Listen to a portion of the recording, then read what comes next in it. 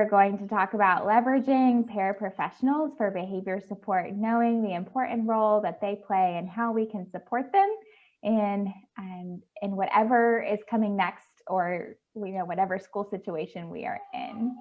For those of you who don't know, we are the Diverse Learners Cooperative, and we are a nonprofit organization that connects teachers and leaders with professional learning resources and networks that improve outcomes for diverse learners and really strive to increase teacher and leader retention, as we know that's a primary barrier for our diverse learners in schools. So I'm going to kick it off to my colleague, Mary, who is going to take us through this morning's chat.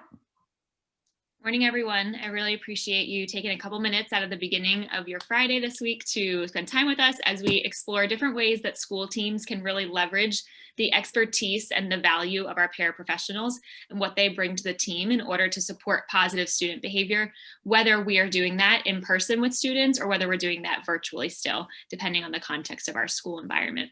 So what we're going to do is we're going to define the purpose of using paraprofessionals to support with behavior, identify a couple keys to success that will make the team work really well together and make sure that we're focused on student outcomes.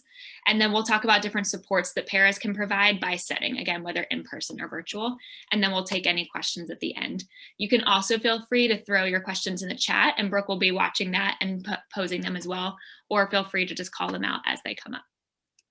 So who are our wonderful paraprofessionals? When we ask people about the paras in their building, they often define them with a lot of these terms. They're really hardworking, they advocate for students' needs, they really care, and they're persistent about making sure that students have what they need to be successful.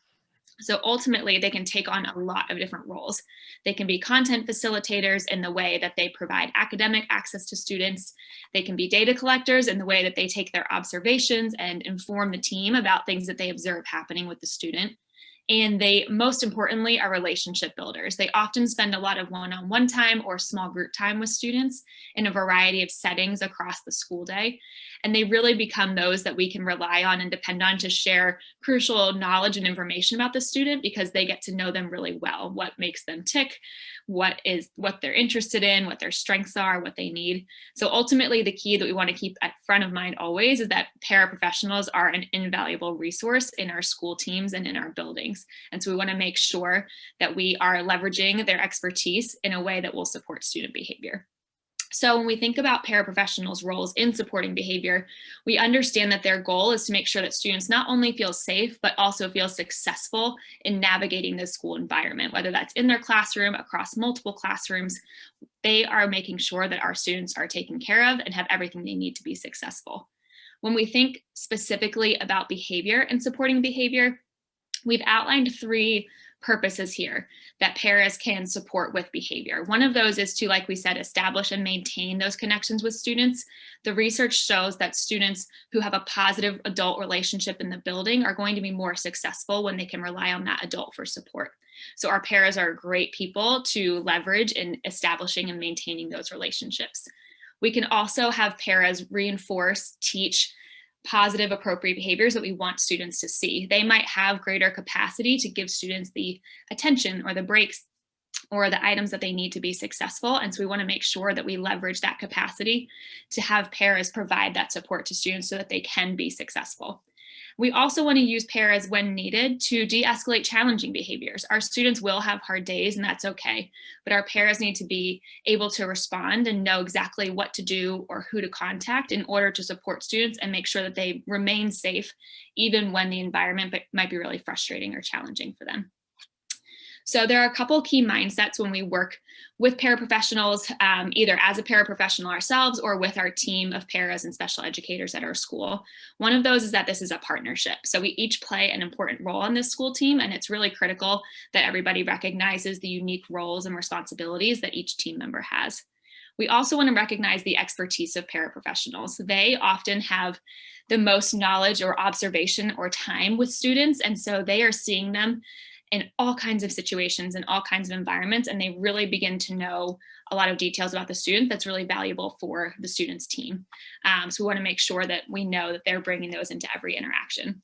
We also want to have mutual respect. We realize that paraprofessionals often have the hardest job in our school building. They're spending time with students a lot of the time. And so we want to make sure that we respect that capacity and their responsibilities and don't overload their plate, especially so they can do their job really successfully.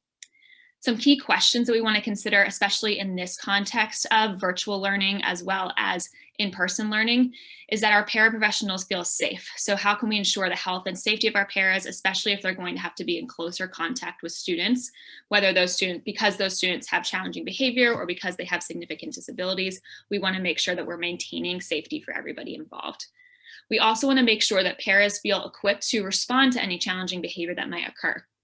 Again, we know it's something that is going to happen. So everybody has hard days, but we want to make sure that everybody feels ready to respond and they feel confident in the ways that they know how to respond. And finally, we want to make sure that we're asking ourselves, what are we expecting paras to do? One of the things that I've heard from teachers and paras is that, sometimes paras have to do things that the teachers don't want to do. And we should never be asking paras to do things that we're not comfortable with doing ourselves. So make sure that we're setting really clear boundaries with paraprofessionals in terms of their needs are taken care of just as much as student needs and teacher needs. We don't want them running on empty. We don't want them feeling burned out. We want to make sure that they have the support that they need to support students really well. So how can our paraprofessionals support behavior? This is a lot of what we've been seeing this year, especially with virtual learning. And now that students are back in the building, we hopefully will see some of that behavior decrease. But again, it's a new environment. Students haven't been in school in about 7 months. There's a lot of changes that have also happened with students. And so any one of these changes may lead to challenging behavior, whether in the virtual or in-person environment.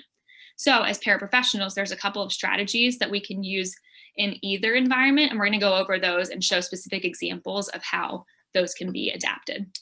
So let's say we're supporting behavior in person. You might be a paraprofessional in a school building. I know a couple of elementary schools are back in person right now, at least in the Metro Nashville area. And so as a paraprofessional, if you are connecting with students as your main purpose in supporting behavior, this might look like checking in with them at arrival, during small groups, really assisting with those transitions. And we want to make sure that something we think about as a team is maintaining social distance and safety and health precautions here.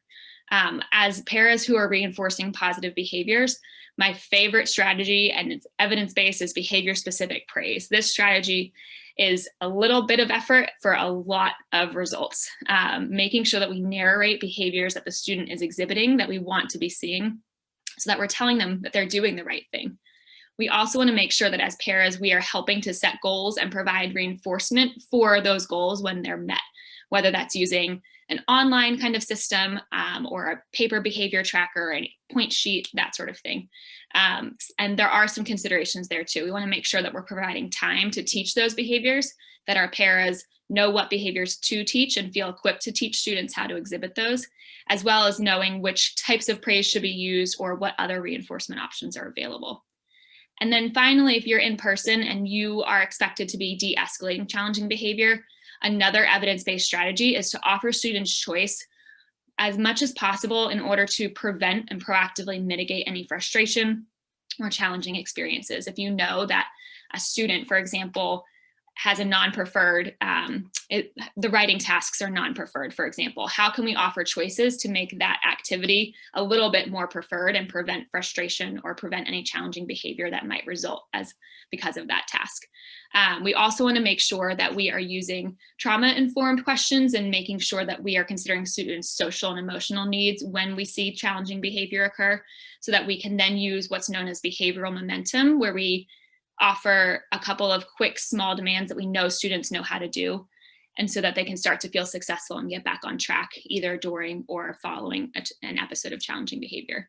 Again, when we work with our paras, we want to make sure that we're discussing with them their comfort and safety with all these procedures for de-escalation, as well as who they should reach out to on the school team if they need support or feel like they might need to tap out, right? We want to make sure that everybody knows exactly who to contact and when, so that everybody feels supported during that process. We also want to consider, if you're in person, the possibility of physical contact. So make sure you're talking with your paras and other members of your team to see what options or what physical contact might occur, and make sure that everybody feels safe with that should that need arise.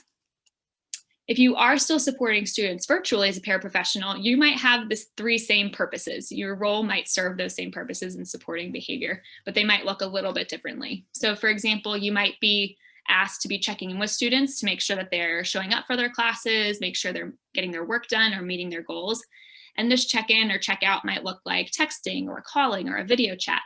And it's also great to provide opportunities for some unstructured conversations as well during those times, really getting to know students, asking about their preferences, telling them about yourself, just starting to build those relationships, because students are lacking those in the virtual world. We do want to consider parent permission here. We want to make sure that any methods of contact that we're using to engage with the student, parents have approved of, so that everybody is safe and feels comfortable with those processes. If you're reinforcing positive behaviors, again, that behavior specific praise is going to be your best friend. One of the things that we can do virtually is to have praise based on an expectations matrix. And so what this looks like is making sure that we identify all of the virtual behaviors we want to see that might not have been behaviors that students had learned in person. That might be having your camera on, or knowing how to raise your hand before speaking in a Zoom room, those sorts of behaviors that might not have been ones that we tackled in school. We also might ask paras to facilitate reinforcement again, but it might look a lot different virtually. They might be doing it over a screen where they're putting points onto a virtual tracker. They might be using an online system. So we want to make sure that, again, we are teaching those positive behaviors, and paras know how to teach those behaviors, as well as know the system and procedures for providing reinforcement, whether that's doing it for the whole class, especially if you're pushing in for inclusion, or if you're doing it one-on-one with students, like in those check-ins or during a small group breakout. In terms of de-escalating challenging behavior, again, this is going to look a lot different virtually than it does in person, but the goals are still the same. We want to offer choices to students and use visuals as much as possible to increase their understanding, their choice, their ability to communicate what they need in that moment, and hopefully, again, proactively prevent any frustration or challenging behavior from occurring. We also might do this by using a breakout room. If we're doing these video conferencing, we might use the chat to privately correct, as opposed to calling the student out in front of other peers. We can also review expectations one-on-one rather than in a whole group setting, to make sure that the student really understands what their goals are or what their behavior should look like. So again, when we think about considerations here, we're going to have a lot of the same in terms of thinking about comfort and safety, but they're just going to look different because of the setting. So does a paraprofessional feel comfortable being one-on-one with a student in a video conference or talking over the phone? We want to make sure that not only does that follow legal compliance, but that everybody feels comfortable in having or in following those procedures as well. So all of this to say that this takes planning, right? One of the things that when I worked as a para and when I work with paras on a school team, is there's never seems to be enough time for planning together and making sure that paras know exactly what to do or who to respond to or reach out to or what students should be working on. A lot of it tends to happen on the fly, and our paras are great at doing that. They're great at being adaptive and really utilizing all of their tips and tricks to make sure that students are successful. But we can really make our relationships with paras, and we can really make their capacity much more effective in the long run if we put some planning in at the forefront. So one of the ways that we could plan or support our paras is to provide them with online resources. The DLC has 2 courses available that paras can complete in order to increase their knowledge about those evidence-based strategies and skills that they might be able to use with students. We've also created this tool for you. It's a communication tool that can be done weekly. It can be done every other week, but essentially it's a great way for paraprofessionals and other team members to all come together and identify what they want to focus on as a team in supporting students, as well as what they want to set their goal as for the week. It's also a good way, like we talked about before, in establishing those healthy boundaries and saying, okay, what do you feel comfortable with doing? What are you not comfortable with doing? What might you be nervous about? Or what types of support do you anticipate needing this week? Again, this is another, at the bottom of the tool, you'll see a space to also talk about students and figure out ways to respond to students individually, knowing the different things that they might need in terms of support. So those are just some resources. We'll also send out the slides with all of the strategies linked so that you'll have additional resources to click through and be able to read up further on some of those strategies that I mentioned. So that is what we have come up with for today. We're really, again, grateful that you are here to have this conversation with us. We would love to take any questions about the content that we talked about today. If you're working as a paraprofessional, we'd love to hear how it's going. So I'm going to go ahead and open up the floor to you all. Feel free to just unmute and introduce yourself and ask any questions you might have.